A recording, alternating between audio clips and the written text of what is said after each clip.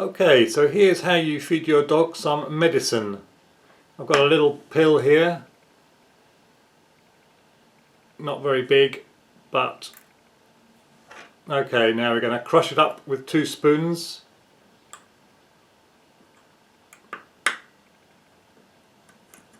There we go, because my dog doesn't like this stuff very much on its own.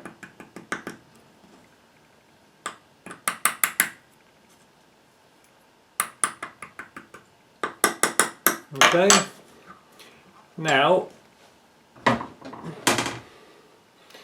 get a nice piece of juicy ham and add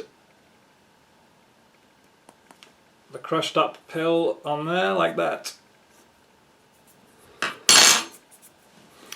Now we just roll it up.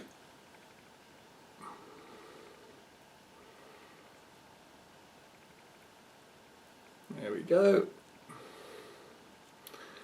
And now we just need the dog. Keep that there for a second. Oh, here we go. Yes. That's nice, isn't it?